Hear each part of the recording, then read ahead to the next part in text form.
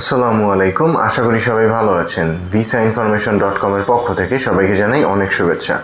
আপনারা যারা আমাদের চ্যানেলটি নিয়মিত ফলো করেন তারা জানেন যে visit visa related file processing এর কাজগুলো আমরা অত্যন্ত যত্ন সহকারে করে থাকি এবং এই বিষয়ে যদি কোনো সমস্যার সম্মুখীন আপনারা হন তাহলে তার একটা যথাযথ সলিউশন বা সাজেশন দেওয়ার চেষ্টা করে থাকি।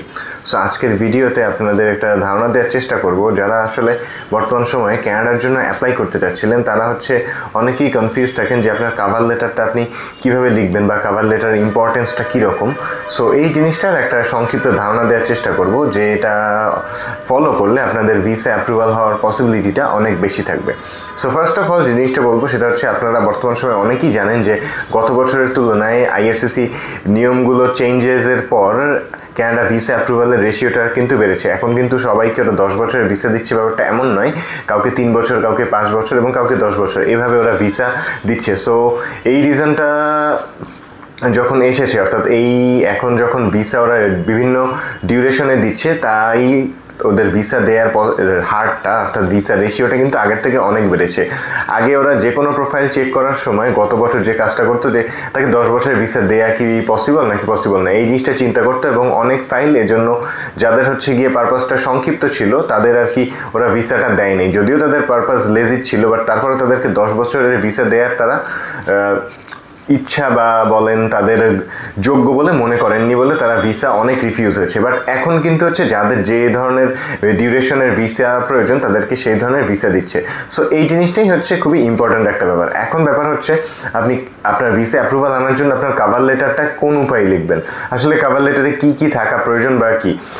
এখন একটা জিনিস আপনি দেখুন, আপনি অনলাইন বেসিস আপনার পুরো ইভ্যালুয়েশনটা হচ্ছে। সো এখানে যে ব্যাপারটা আপনাকে আপনার সম্পর্কে রিপ্রেজেন্ট করতে হবে আপনার ডকুমেন্টস এবং আপনার কাভার লেটার দিয়ে।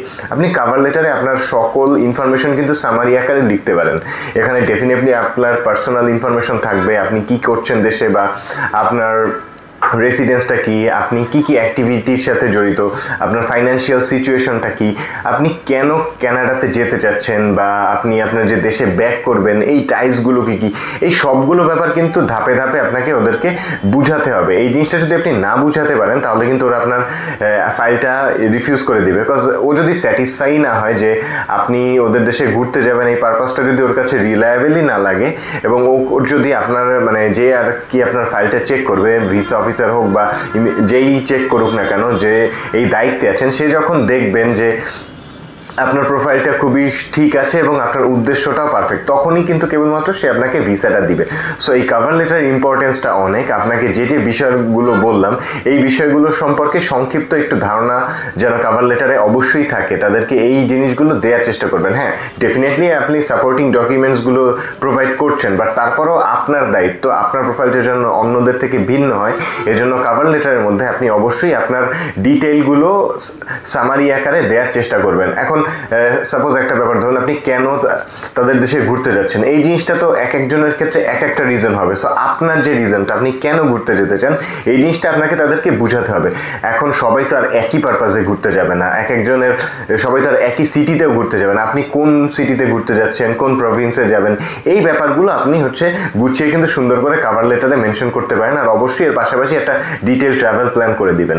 দেন যে ব্যাপারটা আপনার কজ অফ রিটার্নটা, আপনি কেন দেশে ফেরত আসবেন, ওরা ধরেই নেবে যে ওদের দেশে গেলে আপনি আর ফেরত আসবেন না। সো আপনাকেই আপনার কথার মাধ্যমে এবং আপনার ডকুমেন্টেশনের মাধ্যমে বুঝাতে হবে যে আপনি আপনার দেশে ফেরত আসবেন। সো এই রিলেটেড যত ইনফরমেশন আপনি দিতে পারেন সেটা আপনার জন্য ভালো হবে, আপনার ভিসা অ্যাপ্রুভালের জন্য ভালো হবে। সো আজকের ভিডিওটা বেসিক্যালি এতটুকুই, আপনাদের একটু ধারণা দেওয়ার চেষ্টা যে আপনার কাভার লেটারটা কোন উপায়ে লিখলে আপনি আপনার অ্যাপ্রুভালটা পেতে পারেন। সো এই ব্যাপারগুলো যদি একটু ফলো করেন তাহলে আশা করা যায় আপনার ভিসা অ্যাপ্রুভালটা আপনি পেয়ে যাবেন। সো আজকের ভিডিওটি মূলত এতটুকুই।